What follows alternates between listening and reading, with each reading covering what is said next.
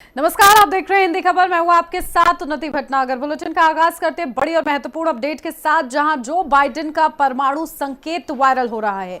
अमेरिकी परमाणु बम दुनिया उड़ा देगा, बाइडेन की तरफ से कहा गया। तो वहीं मरीन परमाणु ब्रीफकेस लेकर चलता हूं। मरीन परमाणु ब्रीफकेस हमेशा मेरे पास रहता है। ब्रीफकेस में दुनिया को जलाने का कोड मौजूद है। तो बाइडेन की ये चेतावनी सामने आई है। जो बाइडेन का परमाणु संकेत अब तेजी के साथ वायरल हो रहा है। तो मरीन परमाणु ब्रीफकेस लेकर चलता हूं, यह उनकी तरफ से कहा गया। इस बीच की सीजफायर खत्म हुआ और इजराइल और हमास के बीच युद्ध एक बार और ज्यादा भीषण होता हुआ नजर आया। तो वहीं इस बीच अमेरिकी राष्ट्रपति जो बाइडेन की तरफ से ये बड़े संकेत जो भयावह भी हैं, जहां उन्होंने परमाणु संकेत क्योंकि दे दिए हैं। इजराइल को फिर दहलाने की धमकी दी गई है। 7 अक्टूबर से बड़े हमले की तैयारी है। तो वहीं सिनवार ने दी है चेतावनी, जहां 7 अक्टूबर महज रिहर्सल था, अब बड़ी तबाही मचेगी। तो ये सिनवार की तरफ से ये बड़ी चेतावनी दे दी गई है। गाजा में हमास ने युद्ध विराम अब तोड़ दिया है। हमास ने गाजा से रॉकेट हमला किया है। इजराइल ने रॉकेट को मार गिराया है। तो ये बड़ी अपडेट, जहां इजराइल ने रॉकेट को मार गिराया है। गाजा में हमास ने युद्ध विराम तोड़ा है। हमास ने गाजा से रॉकेट हमला किया, लेकिन इजराइल ने मुंह तोड़ जवाब दिया है और रॉकेट मार गिराया है। तो गाजा में हमास ने युद्ध विराम तोड़ा है और इसी के साथ ये सीज फायर खत्म हो चुका है। तो अस्थायी तौर पर युद्ध विराम था, लेकिन इस बीच गाजा ने ये युद्ध विराम तोड़ा है। इजराइल को ईरान की बड़ी धमकी मिली है। अब गाजा पर हमले बर्दाश्त नहीं करेंगे, ईरान ने यह साफ कहा है। तो हमला हुआ तो मिटा देंगे इजराइल का नामो निशान। 48 घंटे में इजराइल का नाम मिटा देंगे। ईरान की तरफ से ये बड़ी धमकी दी गई है इजराइल को। तो लगातार ईरान समर्थन कर रहा है हमास को, और इस बीच ईरान की तरफ से कहा गया कि 48 घंटे में नामो निशान इजराइल का मिटा देंगे और हमले हम गाजा पर बर्दाश्त नहीं करेंगे।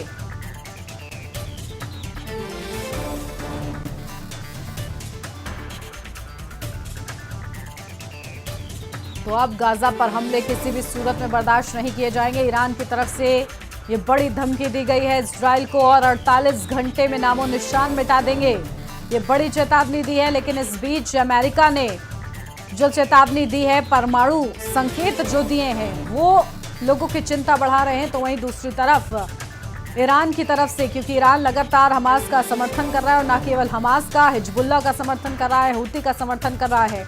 और इस बीच अब ईरान ये कहता है इजराइल को कि अगर फिर से इस तरीके से हमले होते हैं तो 48 घंटे में इजराइल का नामो निशान मिटा देंगे।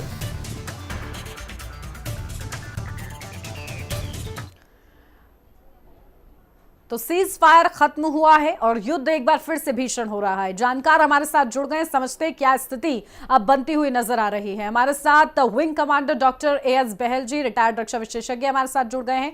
विंग कमांडर डॉक्टर एएस जी, आपका बहुत स्वागत है हमारे साथ जुड़ने के लिए। और इसी के साथ खास मेहमान और भी हमारे साथ जुड़ेंगे, लेकिन उससे पहले विंग कमांडर डॉक्टर एएस बहल जी, सीधा आप ही का रुख करती हूँ। देखिए किस तरीके से स्थिति अभी बनती हुई नजर आ रही है, जहां अब सीज फायर खत्म हुआ है, लेकिन इस बीच एक तरफ ईरान जो है बड़ी धमकी दे रहा है, तो दूसरी तरफ अमेरिका जो है परमाणु संकेत दे रहा है। कितनी ज्यादा डर की बात है? क्या ये सब चीजें जो है संदेश और संकेत दे रही है?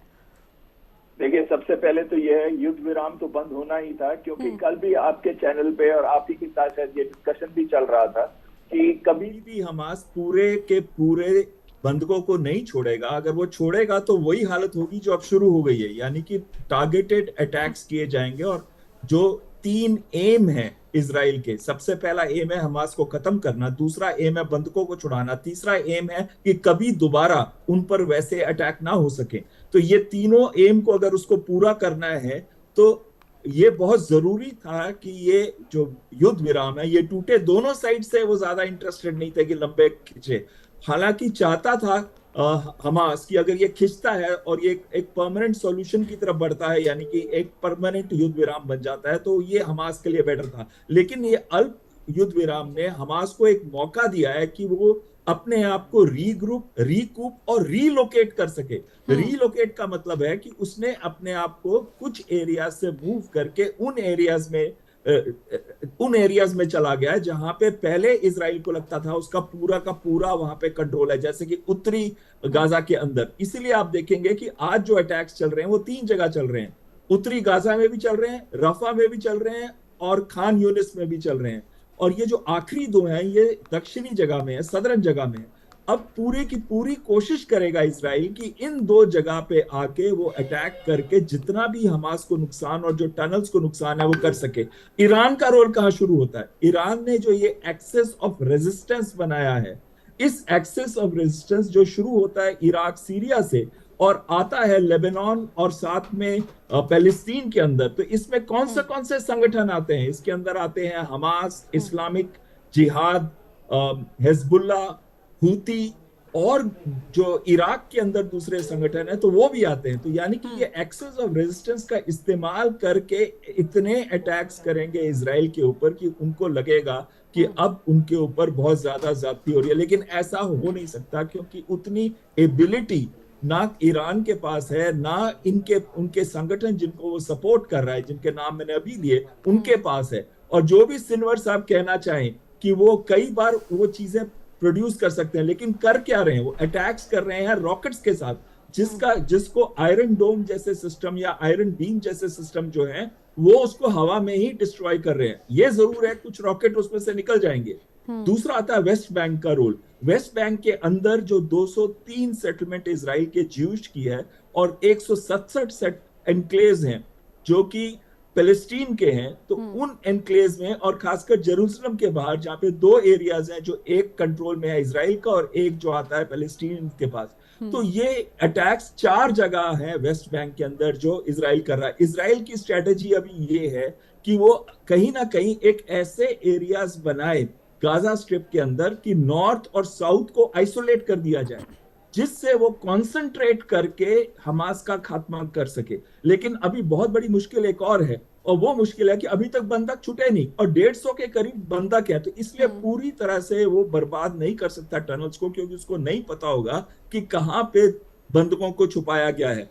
और आखिरी चीज जो इजराइल कर रहा है वो ये चाहता है कि इस दौरान पे उसने अपने भी रीग्रुप और रिकूप किया अपने आप को, और बहुत सारे टैंक्स अभी बॉर्डर के पास भी खड़े हैं जो कि मूव इन कर रहे हैं। वो चाहता है कि इतना कंसंट्रेशन ऑफ फायर करे कि हमास खुद आके कहे मैं बंदूकों को छोड़ने को तैयार हूं। तो ये कहीं ना कहीं साइकोलॉजिकल वॉरफेयर भी चल रहा है। और कई लोग ये भी कहते हैं कि ईरान अपना न्यूक्लियर वेपन्स इस्तेमाल कर सकता है। ईरान के पास यूरेनियम एनरिच जरूर है, 83 से 84% एनरिच्ड है, जबकि 90% की जरूरत है उसको एक न्यूक्लियर वेपन बनने में। तो कहीं ना कहीं उसके पास एबिलिटी जरूर है न्यूक्लियर वेपन बनाने की, पर जहां तक अभी तक इंटेलिजेंस एजेंसीज का बयान है उसमें कहीं भी ये नहीं कहा गया कि ईरान के पास अभी न्यूक्लियर वेपन्स हैं। ऐसा कहीं पे भी कोई भी स्टेटमेंट नहीं कहेगी। लेकिन इजराइल के पास जरूर है। इजराइल के पास 100 से 200 हैं, आज से नहीं है, 1967 से लेके आज तक उन्होंने जो बनाए हैं, और ये हर तरीके से इस्तेमाल किए जा सकते हैं। सूटकेस बॉम्ब से लेके इनको हवाई जहाज से गिराया जा सकता है। तो यानी कि कई मोड से इजराइल इस्तेमाल कर सकता है अपने न्यूक्लियर वेपन्स, जो वो ये कहता है कि डिनाइबिलिटी है, मतलब डिनाइबिलिटी रजीम में रहता है। लेकिन इजराइल के पास जरूर है। ईरान के पास बना सकता है, नेक्स्ट कुछ हफ्तों में बना सकता है, नेक्स्ट कुछ महीनों में बना सकता है। लेकिन जहां तक मेरी अपनी अप्रिसिएशन है, उसके पास वो कैपेबिलिटी नहीं है कि वो न्यूक्लियर वेपन का इस्तेमाल इस समय कहीं पे भी कर सके। बिल्कुल, यानी कि एबिलिटी है, लेकिन अभी जिस तरीके से उसकी गीदड़ भक्तियां सामने आ रही हैं, लगता नहीं है कि वो कुछ बड़ा कर सकता है। और देखिए, क्योंकि वो फ्रंट फुट पर खेल भी नहीं रहा है, कहीं ना कहीं प्रॉक्सी की तरह इस्तेमाल कर रहा है, हमास हो, हिजबुल्ला हो या फिर हुती हो। और यही वजह है कि इतना ज़्यादा सीरियस उसको फिलहाल अभी इस स्टेज पर नहीं लिया जा रहा है, क्योंकि वो एक संदेश देना चाह रहा है। हमारे साथ आईजी आर के भार्गव जी भी जुड़ गए, रिटायर्ड रक्षा विशेषज्ञ हैं वो। आईजी आर के भार्गव जी, बहुत स्वागत आपका। अब आप ही का रुख करती हूँ। देखिए, किस तरीके से इस बहल जी ने भी समझाया कि क्या कुछ हो रहा है, अभी साइकोलॉजिकल वार की तरफ हम लोग आगे बढ़ रहे हैं। लेकिन अगर देखा जाए तो जो स्थिति बन रही है, और अमेरिका जिस ब्रीफकेस का जिक्र कर रहा है, आखिर वो ब्रीफकेस क्या है? क्या वाकई दुनिया को मिटाने का कोड उसके अंदर है? देखिए, इस तरह का जो ब्रीफ केस है कोई नई बात नहीं है कि वो साथ लेकर के चलते हैं जी। रशिया का पुतिन भी कहीं जाते हैं, या अगर चाइना वाले भी जाते हैं, जिनके पास भी एटॉमिक पावर है, वो उनके पास जो कोड है वो उनका जो भी हेड ऑफ द स्टेट है उसके पास रहता है। इसमें कोई नई बात नहीं है कि मैं वो ब्रीफ केस लेकर के चलता हूँ जिसमें वो कोड है जिससे मैं पूरी दुनिया को जला दूंगा। ये हमेशा रहता है, क्योंकि देखिए, जिस समय वो बाहर निकलते हैं तो उसके बाद अगर उनको अमेरिका जाकर के ही एक्शन लेना हो तो हो सकता है वहां पे पहुंचने में उन्हें 5 घंटे, 6 घंटे, 10 घंटे लग जाए। तो इतना वेट नहीं होता है। अगर एटॉमिक वार कभी शुरू भी होगी तो ये 5 मिनट से 10 मिनट के अंदर दोनों तरफ से एटॉमिक एक्सचेंज शुरू हो जाएगा। क्यों? क्योंकि चाहे रशिया हो या अमेरिका हो, इनके जितने भी न्यूक्लियर आर्मामेंट हैं एक जगह नहीं है, अलग अलग जगह डिस्पर्स्ड होकर के डिप्लॉयड हैं। सबमरीन पर भी हैं, लैंड में भी हैं जहां वो मिसाइल के ऊपर लोडेड हैं, और रेडी टू फायर पोजीशन में है। तो जो रेडी टू फायर पोजीशन में है उसको फायर होने के लिए जो भी हेड ऑफ द डिपार्टमेंट है, जैसे यूएस के केस में जो बाइडेन, इनके पास हमेशा वो तैयार रहता है कि किस तरह से कब उसको फायर किया जाएगा।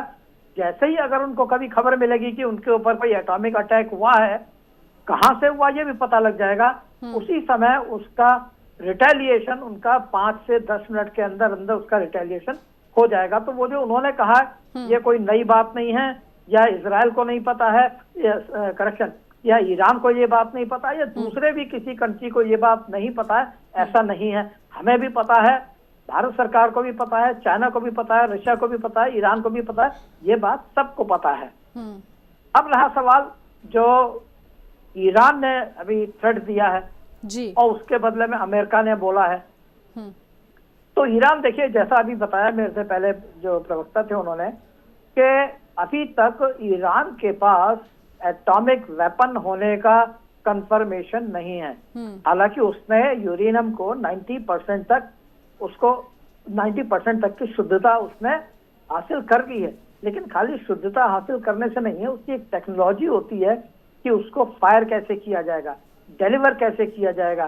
सुनने में ये आया है कि डिलीवरी सिस्टम ईरान ने डेवलप कर दिया है, साथ के साथ वो डेवलप करता रहा, और अभी जिस हिसाब से रिपोर्ट्स हैं उसके हिसाब से उसने डिलीवरी सिस्टम को डेवलप कर रखा है। लेकिन उसके अलावा भी जरूरी होता है यूरेनियम या प्लूटोनियम जिससे भी बना रहा है उसको लेकर के कि उनको आपस में इन्फ्यूज कैसे किया जाएगा। जब तक वो टेक्नोलॉजी हासिल नहीं हो तब तक एटम बॉम्ब नहीं बन सकता है। और उसके बाद उसको डिलीवरी सिस्टम के ऊपर भी लोड करना है, उसमें भी ये सिस्टम रखना है ताकि उसको वो आगे फायर हो सके। तो अभी ये जिसे कहना चाहिए कि एक तरह से एक गीदड़ भक्ति है इजराइल के लिए या बाकी लोगों के लिए, या उससे ज्यादा जो उसके अपने एलीज हैं उनके लिए कि देखो मैं ये कर सकता हूँ, तुम लोग मेरे साथ में आओ। देखिए, पीछे जो अभी हमने देखा पिछले ये करीब 1-1.5 महीने में ईरान ने, टर्की ने, इन्होंने कहा सारे मुस्लिम देश एक साथ आ जाओ, इजराइल को खत्म करना है। लेकिन कोई भी देश खुलेआम सामने नहीं आया। उसकी सारी जितने भी उसने एग्जॉर्शन किए उसमें वो सामने नहीं आए। हाँ, पीछे से जरूर कुछ स्टेटमेंट दे दिया या उन्होंने मदद की, अपनी इच्छा जाहिर कर दी, लेकिन कोई भी डायरेक्ट कन्फ्रंटेशन में ना तो इजराइल के साथ आया और ना ही अमेरिका के साथ किसी के आने की उम्मीद है। इसलिए अभी ये एक ऐसी गीदड़ भपकी थी जो उसने ईरान और जो उसके अपने एलीज हैं उनके कंजम्पशन के लिए थी। अमेरिका ने उसका जवाब उसी तरीके से दिया है। उसने कोई नई बात नहीं बोली है, उसने सिर्फ ईरान का जवाब दिया है कि तुम अगर कुछ करते हो तो मैं मिनटों के अंदर तुम मतलब दुनिया का मतलब उससे ईरान से ही है कि मैं तुम्हें तबाह कर दूंगा, खत्म कर दूंगा। बिल्कुल। और देखिए ईरान कहीं ना कहीं जो संदेश देना चाह रहा है तो वो ये समझा जाए कि अब युद्ध के बीच ईरान लगातार ये टैक्टिक्स अपनाता रहेगा कि वो अपना भी एक रोल कहीं ना कहीं निभाता रहे इस पूरे युद्ध के बीच, क्योंकि अब सीज फायर खत्म हो गया है। विंग कमांडर बहल जी, अब सीज फायर के बाद क्या, क्योंकि आपने बताया कि किस तरीके से एक वापस एक मजबूती के साथ, क्योंकि इतने दिन का युद्ध विराम कहीं ना कहीं खुद को रिलोकेट करने का भी प्रयास हुआ है, ऐसे में ये जो लूज पॉइंट छोड़ा जा रहा है, जो टनल्स हैं उनको समाप्त करना, खत्म करना सबसे ज्यादा जरूरी है और इजराइल इसी पर फोकस कर रहा है। लेकिन क्या अब इजराइल के लिए और ज्यादा चैलेंजिंग हो गया है इस सीज फायर के बाद? बिल्कुल, आपने बहुत ही महत्वपूर्ण प्रश्न उठाया है। एक चीज मैं पहले न्यूक्लियर के इशू के ऊपर बोलना चाहूंगा, एक मिनट लूंगा मैं उसके ऊपर। सबसे पहले है कि nuclear weapon of strategic deterrence है, मतलब उसकी वैल्यू तब तक है जब तक उसका इस्तेमाल नहीं होता। वो सिर्फ डर के लिए है, वो ये दिखाने के लिए है कि अगर आप मेरे ऊपर कोई एक ऐसा हमला करोगे जिससे मेरा वजूद मिट जाएगा तो मैं फिर न्यूक्लियर वेपन का इस्तेमाल करूंगा।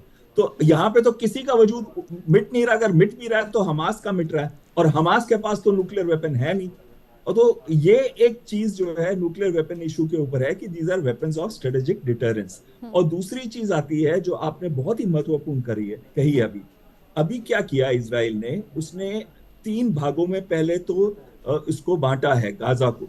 एक तो उत्तरी भाग हो गया, एक मध्य भाग हो गया, और एक जो उसका दक्षिणी भाग है जिसमें राफा और खान यूनिस है, जहां पे अभी अटैक्स बहुत भारी मात्रा में किए जा रहे हैं, एयर अटैक्स। लेकिन वहीं पे कॉन्सेंट्रेशन ऑफ पीपल है, यानी कि बहुत सारे सिविलियंस की कॉन्सेंट्रेशन है।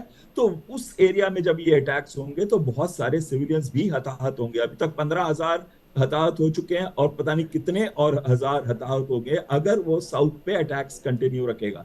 और जो मध्य का रीजन है वो उसको ऐसे डिवाइड करना चाहता है कि जो टनल का नेटवर्क है वहां पे उसको ब्रेक दे दिया जाए, और जो साउथ से नॉर्थ जा रहे हैं या नॉर्थ से साउथ आए वो वाली एबिलिटी को खत्म कर देना चाहता है। तो एक बीच में कुछ किलोमीटर का एरिया मध्य का वो जरूर टोटल कंट्रोल अपना उस पर लाना चाहता है। और तीसरी बहुत ही महत्वपूर्ण चीज जो आपने कही वो ये कि वो टनल्स को भी साइमल्टेनियसली डिस्ट्रॉय करना चाहता है। लेकिन टनल्स के अंदर याद रखना एक्सप्लोसिव डिवाइसेस, आईईडीज, दूसरा बूबी ट्रैप्स, तीसरा जो लैंड माइंस जैसी होती है, उस तरीके के जो वेपन सिस्टम्स हैं वहां पे अलग अलग जगह पे रखे होंगे ताकि जिनको नहीं पता उसके बारे में वो अपने आप को डिस्ट्रॉय कर देंगे अगर वो टनल्स को एंटर करेंगे। तो और इस वजह से उनको बहुत फूक के कदम रखना पड़ेगा। और ये इसी वजह से आप देख रहे होंगे कि उन्होंने बुलडोजर्स का भी इस्तेमाल किया है स्ट्रीट्स के अंदर।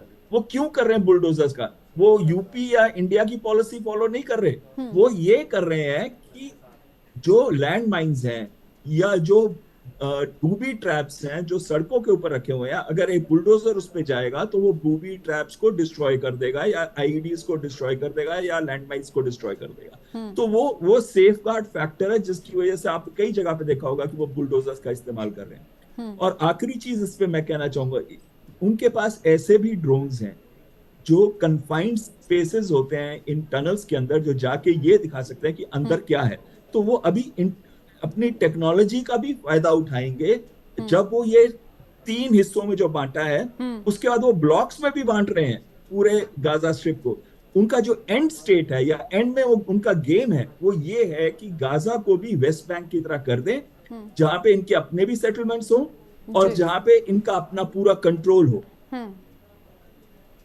बिल्कुल, देखिए यही कोशिशें फिलहाल नजर आ रही हैं, लेकिन अब किस तरीके से ये युद्ध नए मोड़ लेता है और इसमें कितनी सफलता इसके प्रति मिलती है कि ये टेररिज्म के खिलाफ, क्योंकि अल्टीमेटली लड़ाई है तो उसको खत्म करने के लिए कैसे स्टेप बाय स्टेप आगे बढ़ा जाता है ये देखना होगा। बहुत शुक्रिया आप दोनों का ही हमारे साथ जुड़ने के लिए और दर्शकों को समझाने के लिए कि क्या स्थिति इस वक्त बनी हुई है, क्योंकि अब सीज फायर खत्म हो चुका है। एक बार फिर से इजराइल और हमास आमने सामने सामने है। तो ये युद्ध लंबा चलने वाला है क्योंकि जानकारों का ये मानना है। लेकिन इस बीच जो ईरान और अमेरिका की तरफ से कहा गया है वो सिर्फ बयानबाजियां हैं, क्योंकि ईरान जो है फ्रंट फुट से लीड ही नहीं कर रहा है, यानी कि वो लड़ाई नहीं लड़ रहा है, बस सिर्फ एक रॉन्ग मैसेज देना चाहता है वो, जिसमें वो नाकामयाब होता फिलहाल अभी तक नजर आ रहा है। इसी के साथ इस चर्चा में बस इतना ही। आप बने रहिए हिंदी खबर के साथ।